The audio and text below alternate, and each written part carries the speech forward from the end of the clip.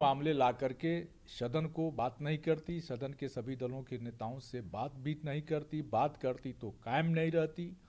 और मैं समझता हूं कि आज सदन चली होती, लेकिन भारतीय जनता पार्टी की ओर से जिस तरह से जीरो आवर में सवाल उठाए गए, वह आज के विवाद का कारण बना। तो सरकार खुद नहीं चाहती कि सरकार सदन चले। लेकिन विपक्षी दल के कई सांसद थे, लेकिन आप कह रहे हैं कि अडानी का मसला कांग्रेस का मसला हो सकता है, समाजवादी पार्टी का मसला अडानी नहीं है। देखिए, हर दलों के अपने अपने मुद्दे हैं, और हमारे दल का मुद्दा जो नरसंहार हुआ संभल में, और जो संभल में लोग पीड़ित थे, वो सवाल था। और उस सवाल को लेकर हम लोग रेस करते थे। हमारे नेता ने जब उस पर अपनी बात रख दी तो हम लोग चाहते थे सदन चले। लेकिन अब दूसरे दल की, अगर कांग्रेस पार्टी के सवालों के जवाब तो सत्ता को देना है ना, हमें नहीं देना।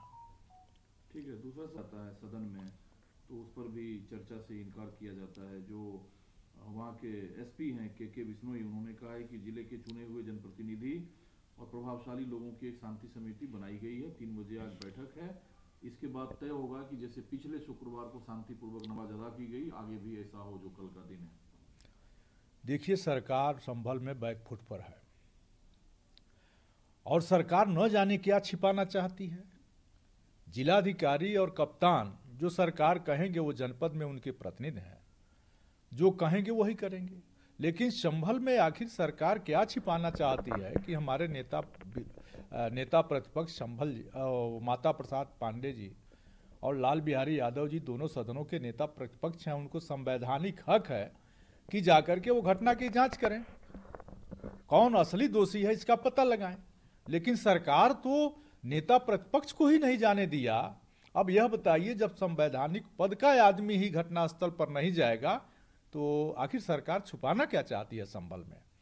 जो गिरिराज सिंह है, ये कह रहे हैं कि अडानी मामले पर और जो संभल का मामला है, इस पर जो है वो ड्रामा किया जा रहा है। अगर एलओपी इतना गंभीर है तो आज तक तो राम जन्मभूमि मंदिर परिक्रमा कर नहीं पाया, संभल जाने की जिद कर रहे हैं। सरकार क्या छिपाना चाहती है? सरकार के साथ केंद्रीय मंत्री भी खड़ा हो जा रहे हैं, लेकिन कोई पूछने वाला नहीं है उत्तर प्रदेश की सरकार से कि आखिर सरकार क्या छिपाना चाहती है। चाहे वो देश के एलओपी हों और चाहे प्रदेश के एलओपी हों, क्यों नहीं जाने दिया जा रहा है? कुछ तो छिपाया जा रहा है। लेकिन सर, और गिरफ्तारियां होगी, 1 करोड़ से ज्यादा का नुकसान हुआ है। जो उपद्रवी लोग हैं उससे वसूल किया जाएगा। जो लोग गिरफ्तार नहीं हुए हैं वो थाना में जाकर सरेंडर करें। सरकार के रूप में कोई नरमी तो है नहीं। आप लोग कह रहे हैं कि सरकार ही प्रशासन ही गुनहगार है।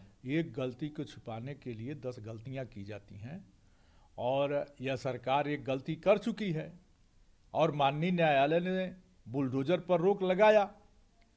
तो इनको गैर संवैधानिक काम करने हैं, पहले ये बवाल करा डालेंगे। उपचुनाव में जो इन लोगों ने अपराध किया था, जो संवैधानिक हकों पर हमला किया था, उसको दबाने के लिए इन लोगों ने संभल के कांड को प्रायोजित किया। और अब संभल कांड को सही साबित करने के लिए विपक्षी दल के संवैधानिक नेताओं को नहीं जाने दे रहे हैं, और उसमें ऐसा ये प्रस्तुत करेंगे, ऐसे सबूत जुटाएंगे कि विपक्ष और वहाँ की जनता को प्रताड़ित किया जा सके, विपक्ष को जवाब दिया जा सके। इसलिए वहाँ न्याय नहीं होना है, और उसमें माननीय न्यायालय को हस्तक्षेप करना चाहिए। एक ये जिस सर्वे को लेकर इतना बवाल मचा, संभल से लेकर अजमेर शरीफ तक की बात आई, उस 1991 के जो वर्शिप एक्ट हैं उसकी संवैधानिक वैधता को चुनौती दी गई है।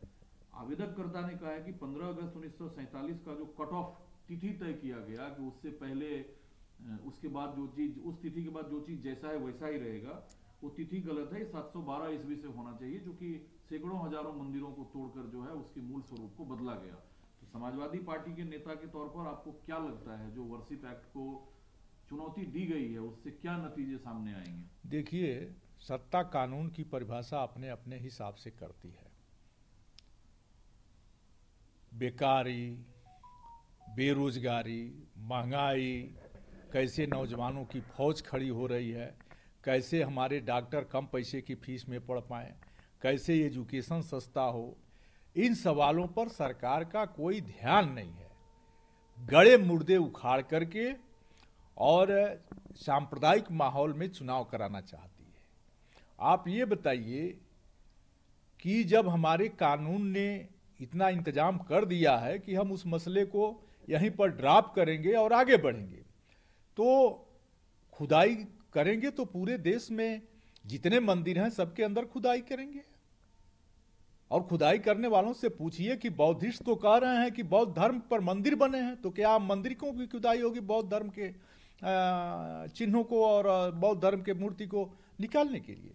तो इससे विवाद बढ़ेगा और ये सौहार्द की खुदाई हो रही है, ये अमन की खुदाई नहीं हो रही है। संभल पर पार्टी की आप लोगों की होगी? हमारे नेता तय करेंगे जैसी रणनीति। हमारी मांग है कि उन लोगों को न्याय मिले और उस न्याय के लिए समाजवादी पार्टी जहां तक जाना होगा, जिस तरह का सहयोग वहां की जनता को देना होगा, देंगे।